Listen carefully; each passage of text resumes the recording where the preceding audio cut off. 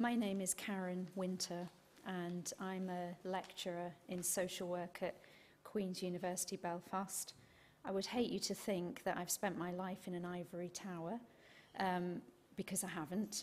I am a qualified social worker, and I spent 5 years working as a social worker in a child protection team in Northern Ireland.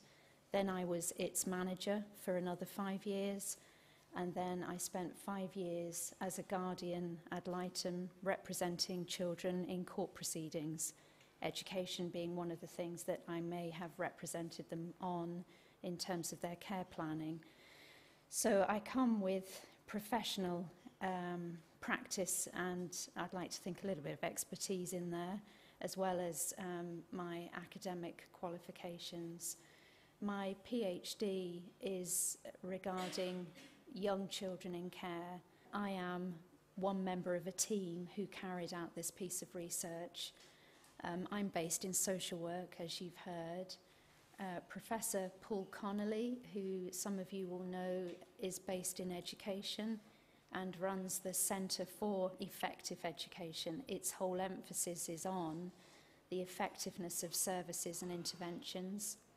Irene Bell and James Ferguson work at Stranmillis in the college there and brought to the project their expertise in terms of literacy and numeracy. So it's important to say that I'm one of a team. We thought it would look quite clunky if we were all standing up here, plus the fact that Paul is in Copenhagen, he's not here. So I'm delivering this by myself. Before I start, I just want you to actually have a tangible idea about what we're talking about when we're talking about the Letterbox Club.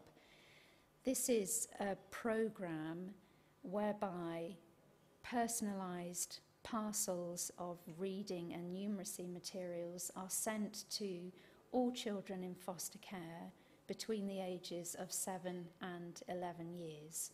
So you need to think about this from the perspective of being a foster child of that age range. What will happen for 6 months of the year between May and October is that you will receive a monthly parcel. Blue if you're a boy, red if you're a girl, with the materials graded according to your age, i.e. whether you're in the 7 to 8, 9 to 10 bracket. And the parcels contain a range of reading material and numeracy materials with the aim of improving literacy and numeracy skills. So I'm just going to circulate these actually. I want you to delve into them and have a look so you kind of understand what it is that we're talking about. We are professionally concerned about children in care, but more importantly, we're concerned about things that actually make a difference, programs that make a difference. So if we take, first of all, the educational attainment of children in care in Northern Ireland, at one level, the statistics speak for themselves. For example, if you take statements of educational need, SEN as they're also known, 24% of children in care have a statement of educational need, compared with 4% of the child population as a whole. That's children up till the age of 18. If you look at suspension rates, that is children who are suspended from school, the rate there is 8% compared with 2%.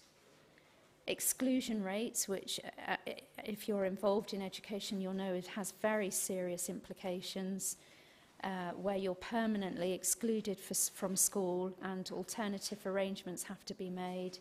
That's 1% compared with 0%. Absenteeism rates are quite interesting because, in fact, the rates are the same. It's 5% for children in care compared with 5% of the child population as a whole. Now, on face value, those statistics are very concerning. There are two things to say about these statistics. Firstly, we have to be very careful when we're undertaking research and formulating policy that we do not create a culture whereby the stigma and the negative stereotypes that go with being a child in care are replicated, reinforced, and where views become entrenched. In fact, what we have is a range of children, and some of those children in care achieve incredibly well. There is research by Sonia Jackson, for example, that talks about children in care who, despite the odds stacked against them, have managed to move on into higher education and actually ended up in professions similar to our own. So we need to retain our concern, but we also need to balance that with some of the positive stories that we know about. The second thing about these statistics is that the key question for policymakers is, well, who are we comparing with who?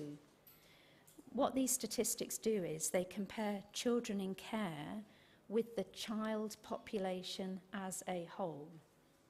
The problem with doing that is that it's not a like-for-like comparison. One of the things that we should think a lot more about is comparing children in care with the similar socioeconomic background, family difficulties, and kind of multiple transitions, if you like. We should compare those statistics with the statistics for children in care.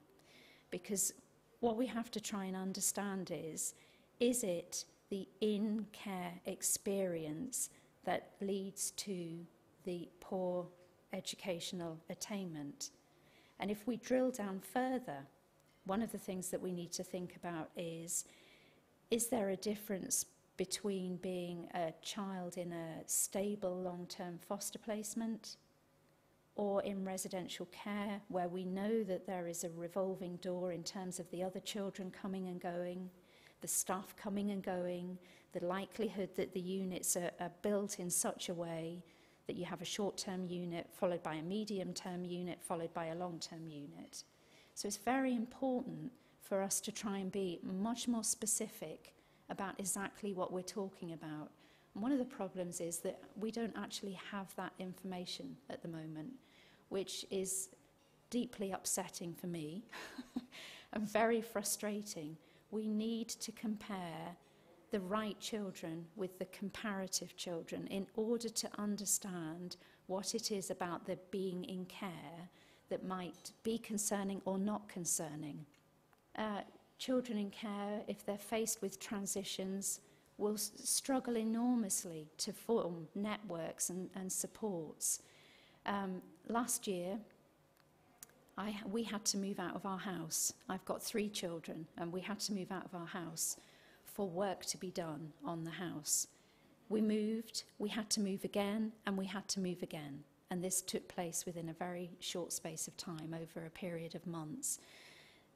This had a tremendous impact on my ability as a parent to make sure that I was keeping the show on the road, as well as making sure that the children were turning up at school with their bags, their breaks, their coats, their PE stuff, and everything else that they need. Now, why do I tell you that? I tell you that because it's the tiny practical things that can make a difference to a child's experience of education. I didn't always get it right. They did turn up without their breaks. They did turn up without some of their books. Today is a case in point. I've had to go home, collect homework, deliver it to a school. So the reason I'm saying this is that part of a child's educational experience is absolutely contingent upon the relationship that they have with people around them, the adults around them. So you had the example earlier of families needing an alarm clock, needing to understand what the process and the mechanism of getting their children to school is. This is true. And this is not to be judgmental, but this is to give you indication as to the level of support that children require if they're going to be put on an even footing. And children in care, they struggle to get to school because the transport arrangements are not in place. They have different people dropping them off and collecting them. And so this makes them stand out. So that kind of holistic experience of, I am the same as everyone else, I'm on an equal footing, can be compromised at the outset. And so we need to think very carefully about the impact of living arrangement, which is why it's important that we distinguish between residential care, foster care, adoption, in line with educational experience. I'm going to come back to foster carers in a bit, but that's just by way of example. So my point from this slide is, think carefully about what these statistics actually tell you. If we move on to attainment levels, and hopefully you're familiar with the Key Stage 1, Key Stage 2, Key Stage 3 and 4, but at Key Stage 1, in terms of English at level 2, only 63% of children in care achieve that level, compared with 95% of the total child population.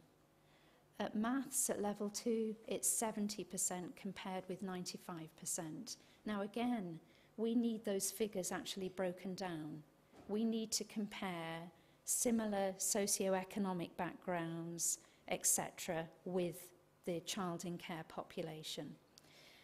You can see there, if you go down to Key Stage 2, that at English level 4 or above, the figure is 34% compared with 80%.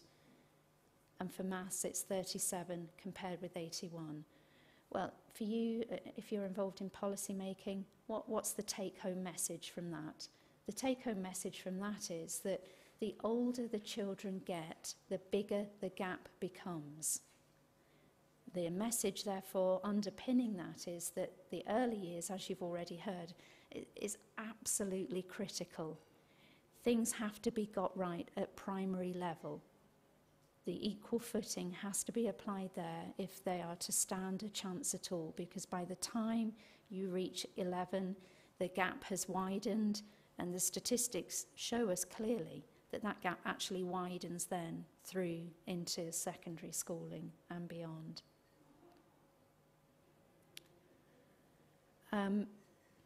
So, you know, there's a wealth of research. Off the top of my head, I can think of at least 50 articles, which fortunately for you I'm not going to list. But I've reviewed, there's a huge body of literature that tells us that children in care do not achieve very well. And so one of the questions that we have to ask ourselves is, well, that's fine. You know, we've now established that that's the baseline. What's been happening? What are the policy responses to this situation? And you'll see here on this slide about interventions. There are a range of approaches that have been taken. If we start first of all with the structural approaches, you'll see a list down there. Virtual school heads, designated teachers, LACE teams, personal education plans, extracurricular activities and additional funding. And I just want to mention a couple of these in a bit more detail. Virtual school heads was an initiative set up in England whereby a specially appointed person at principal level or above was charged with the responsibility of overseeing the educational progress of children in care over a number of schools. So the point about the virtual school head is that they're not attached to one school. They're in a virtual position, if you like, overseeing the progress of children in care across a number of schools. The whole reason for their existence is to try and streamline policy and practice, and also to identify quickly where the structural deficits are and what can be done to address those. So, for example, the virtual school head may discover that 5 schools in the area that they cover do not have designated teachers. Designated teachers are those with a special responsibility for children in care. Normally they are the teacher that is responsible for pastoral care as well, so it comes under their range of responsibilities. If they're not in place, you can see how children in care can fall between the stools and become invisible almost. Personal education plans, well, if you're not familiar with those, you sure will be, because we're introducing them in Northern Ireland. They are a plan, the start of which is initiated by the social worker, but formulated, designed, implemented, reviewed in conjunction with the school that the child attends. This is a mechanism that is designed to identify areas of concern and to make sure that they are rectified as soon as possible. Some people argue that they are no different to the review mechanism that is in place for children in care currently. But the point about the educational plan is to reinforce to professionals the importance of education. And so it's worthy of its own particular planning processes. When we talk about structural responses, we're talking about children's engagement in additional social activities, which is part of their whole school experience. If you're a parent or an aunt or uncle, you'll know what I mean, because it will drive you mad that you have to pick up children and drop them off at a whole range of additional activities. But you do it because that is part of their school experience and you know the benefits that they derive from it. This is a very important area for children in care where that particular aspect of their well-being can be compromised, particularly if they're in residential settings where they haven't got the resources to take children to and from activities, etc. Additional funding is specific funding made available for children in care in their school setting. Now, just as a quick aside, what do we know about these? I mean, the question for policymakers will be again, well, do they work? Thanks, Karen, for letting me know about these, but do any of them work? Well, that's a good question. Berridge reviewed the virtual school heads programme initiative in England. There's a big report. If you've got time, you can read it all. But the headline finding is, can you guess? We don't know. We don't know. We don't know whether they work or not. That's not because there was flaws in the research. It's just impossible to pin down whether a virtual school head is the factor that made the difference, as opposed to a very good principal or a whole range of designated teachers that were doing their job properly, or fantastic foster carers who need special attention. Foster carers do an amazing job. Much of the research on them will show what they do that is hidden and invisible. The very people that make sure that children get to school on time, with the right uniform, with the right equipment, that are behind the scenes doing all the social activity, the emotional support, the practical support, dealing with the contact issues, dealing with the health issues. And it could be those caring arrangements that make the difference. So we can't say that virtual school heads in and of themselves make the difference. So, nor do we know about personal education plans. You know, there's been research by Harker, for example, looking at personal education plans. That research showed us that there were difficulties with the implementation, there was a lack of consistency, some people responded well to them, some people didn't respond well to them. But the core issue has to be, does that make a difference? Does it help in any way? And again, we don't know. If you look at other interventions, you're looking at approaches that are directly focused on children in care. And here we have bursaries, similar to personal education allowances. Personal education allowances support children if they move from secondary schooling into higher education, for example. Alternative education provision that we have here, and schemes to improve literacy and numeracy. And clearly, Letterbox is the latter there. It's a specific programme. Again, I can't point to you any evidence in relation to all those others there, that says whether they work or not. Letterbox is not included in that comment, obviously, because we're going to look at that separately. Right, so, you know, you should have got the message by now that this is a complicated picture, and we do need to know programs that make a difference, because that's what we should be concerned about. So what can we say about the Letterbox Club? We were commissioned by Fostering Network Northern Ireland, who in conjunction with Book Trust and the government deliver the Letterbox Club to all children in foster care in Northern Ireland between the ages of 7 and 11. And I'm right, Margaret, too, that there was a pilot study for children in secondary school, yeah, as well, yeah. So that gives you the outline of it. The scheme has been running now for kind of several years. We've got data for kind of 3 complete years. And we were commissioned by Fostering Network Northern Ireland to actually undertake an analysis of their data set. What Fostering Network Northern Ireland did was they delivered the Letterbox Club to all children in foster care in Northern Ireland between the ages of 7 and 11, and they collected data.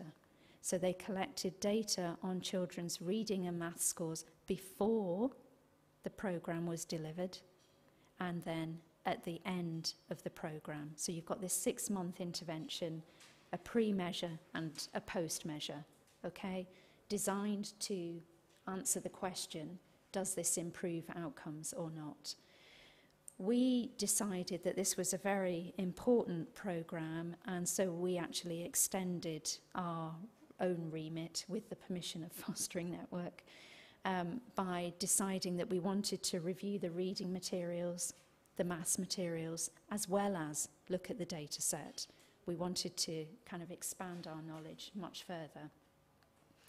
So the reading materials were reviewed by James Ferguson from Stranmillis, whose specialist area is literacy. He was tasked with looking at the types of text, the purpose of the reading materials, the variety, and what children might think of the texts that they were receiving. Because one of our questions was, well, who chooses the materials? How do you know if children are going to like those or not? And in fact, what we discovered was that there's a very lengthy process of selection that involves a panel that consists of authors and academics and other people who make very serious decisions about what material goes into the parcel. So it's not just a case of that book's got a nice cover, I think I'll put that in there. There's a very serious process that goes on.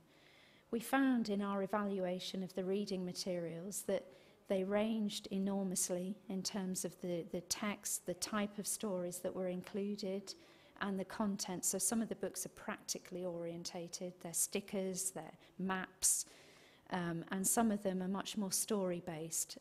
Jacqueline Wilson is an author that some of you might know who writes about Tracy Beaker, who is a child in care. You may have seen the series if you're lucky enough. The point of including this range of stories is that they link up with children's personal, emotional experience as well as all of their academic requirements. In fact, the Jacqueline Wilson books caused quite a lot of debate because in my qualitative interviews with foster carers and children, some of the foster carers thought that the Jacqueline Wilson books were great. They brought a whole load of emotional issues to the surface, and other foster carers said that they didn't like them and didn't let their foster children read them because they felt that they had too much negative storyline in them. So it's quite an interesting reception to some of the materials. The number materials are kind of bespoke materials that were designed by the University of Leicester, who initially designed and carried out the Letterbox Club. They do focus on number and problem solving, and they have a very constructive role in making children interested in maths. So those two were received positively. You can see here from this slide that what I'm talking to are the findings of data that was collected on 268 children in foster care who received the Letterbox Club packs in 2009 and 2010. So that's 268 children. 45% were boys, 55% were girls, and you can see the division there. There were more 9 to 11-year-olds than there were 7 to 9-year-olds. Most of them were placed with a non-relative, i.e. straightforward foster care arrangement, and 27% of those were placed with extended family in what we define as a kinship arrangement. And they were broadly spread across all of the 5 health and social care trusts in Northern Ireland. In terms of the outcomes that we selected, what did we measure? We measured reading accuracy and reading comprehension. This is the Neil analysis. It's a big yellow book that provides standardized scores. So what did the analysis of the data tell us? If you look at this chart here, this is about reading accuracy and comprehension. You can see that in terms of these children's standardized scores before they had the program and after they had the program, on both reading accuracy and reading comprehension, there was an improvement. In statistical terms, that was statistically significant. If you're a statistician, you'll know what I mean. Basically, it was statistically significant. It's not just that there was a difference. It was statistically significant, i.e., we can say with quite a degree of confidence that improvement wasn't down to chance. It was down to something. Okay? It wasn't just by fluke that happened. Then, if we look at the children's number skills, we can see that, in fact, here, 1/3 increased a level, 2/3 stayed the same, and there's a tiny proportion here that reduced a level. As well, these findings here are statistically significant. We're not sure what the reduction relates to. It's such a tiny sample. If you think you've only got 268, it's such a small number of children, we're not sure. We can hypothesize what might have caused that. They may have transitioned in and out of several placements. We're not sure. We don't know, basically. But you can see there that there was an improvement for 1/3 of them. We then kind of drilled down into that analysis because we wanted to ask other questions. Were there differences in relation to age, type of placement, and whether the children received additional tuition or not? Fostering Network Northern Ireland support the delivery of the Letterbox Club by children's involvement in a range of other activities.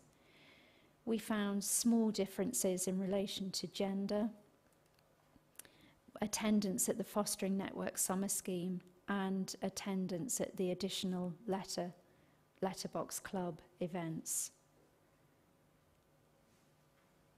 The differences we would determine to be just about statistically significant. So here, if you look at gender differences, girls are the pink and the boys are the reddish. You can see the gender differences in the rates of improvement here. This is the key stage maths levels. More girls stayed the same than boys. Boys increased a level more than the girls did in relation to maths.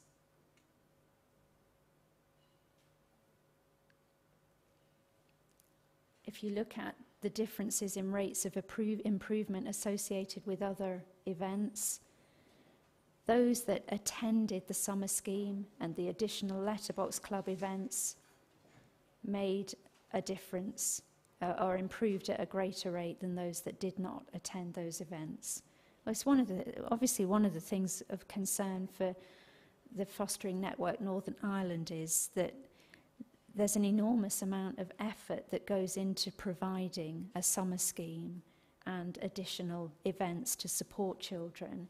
And there is a concern that given the cost of some of these activities, are they effective? Do they do what they're supposed to do, which is support and make a difference to children?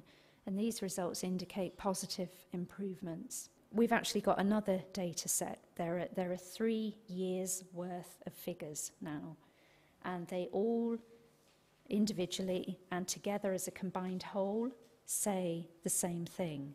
And that is that for those children that were involved in the Letterbox Club, significant gains were made in terms of literacy and numeracy.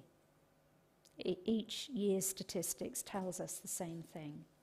They're very consistent findings with the research that has taken place in England, and we have someone from England here who can perhaps talk a bit more about that, but they are consistent findings across all of the studies that have been undertaken. The main problem is this, and you may have been able to work it out already, and that's fine to track improvements within that group. But in order to be absolutely sure that it is the involvement in the Letterbox Club that is making the difference, you need to have a control group. You need to have a group of children in similar circumstances who are not in receipt of the Letterbox Club. Now, you can imagine ethically, we're never ever going to be in a position of depriving any child of receiving the Letterbox Club. So there is a way around it, which you'll be pleased to know about. And that is this. Basically, what you can do with a cohort over a year is randomly assign them to 2 groups.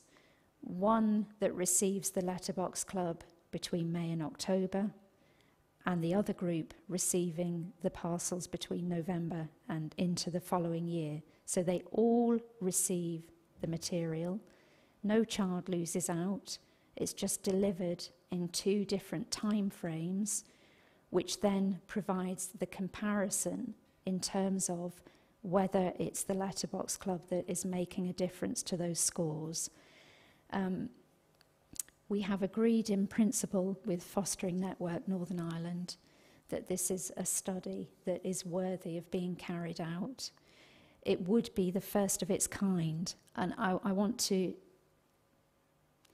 specifically make a plea to policymakers in this regard. The Letterbox Club was rolled out over England, and it is now in nearly all local authorities in England on the basis of these types of finding. However, there is no study anywhere that tells us that it is specifically the Letterbox Club that has made a difference to those children's reading and math scores. There is no study. There was no control group ever introduced at any stage, and this is quite problematic because we may find that it's actually a combination of foster carer and stable school placement that makes the difference. We would love to find that it is this intervention that makes the difference. Can you imagine, if you have the evidence about this, how important and significant it is? And here's where Northern Ireland comes into its own.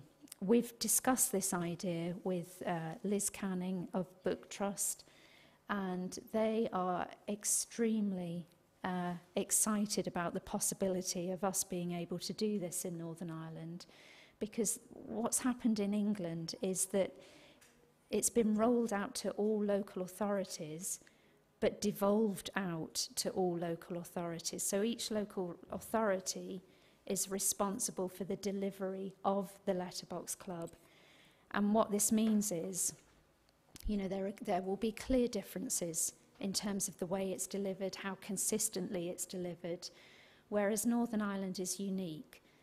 The fact that Fostering Network is the only delivery point for this scheme, the fact that they have invested hugely in terms of time and effort to set up a network that can deliver this to all 5 trusts at the right time, to the right people, at the right place, makes this an absolutely unique and vital opportunity to carry out this comparative study.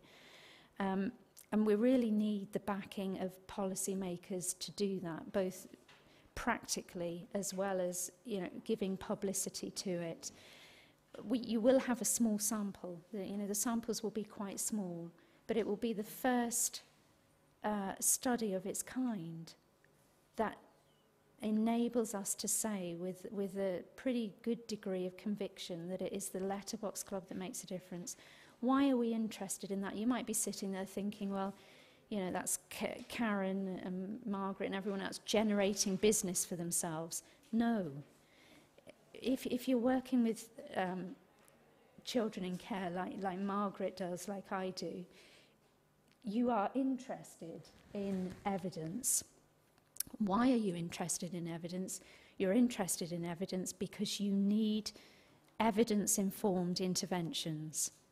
We need to know what makes a difference, because we're interested in social justice, we're interested in putting children on an equal footing, because we're interested in, making a difference. So you need evidence to be able to do that. So Northern Ireland is actually in a unique position to carry out this study.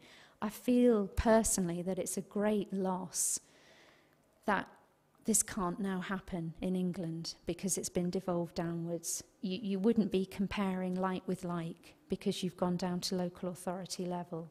And that's a real missed opportunity because obviously the sample size was a lot bigger, thousands of children, as opposed to hundreds of children that we have here. So it's a very important study for that reason, and it's a very important study for the foster children. I have had the privilege of getting ethical consent finally to do qualitative interviews with foster children. And so I spent a period of time there in the Easter holidays, driving over Northern Ireland, interviewing foster children. And I was struck, firstly, by the huge experience and dedication of the foster carers. Honestly, it would leave you in awe of what they do. Secondly, I was really taken by the children and the range of experience.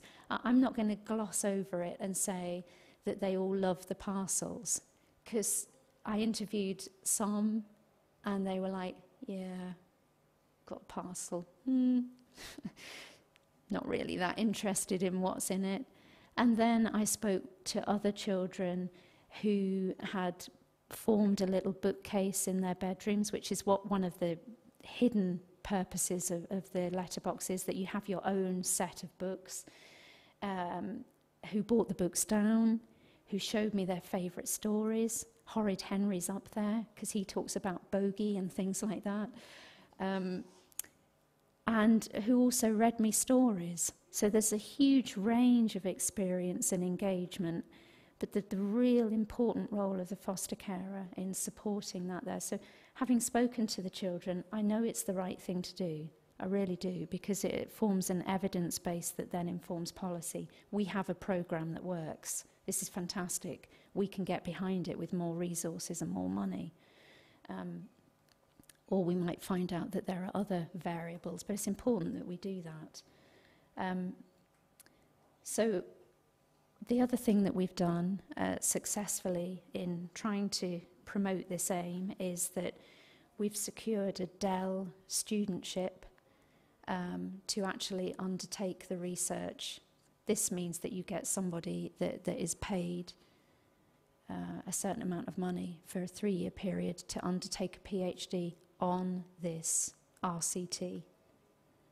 So that's really important to us because that's an additional resource. The other thing that we would want to do is change the maths measures. If you use a bespoke one, it's not standardised. This is the problem. So you can't make comparisons very easily. So better if you use a standardised measure. So we would think of doing that. And that brings us to the end of the presentation. You can get the full report. The full report does a complete literature review, which might be handy if you're interested in literature. And there's also a summary report as well.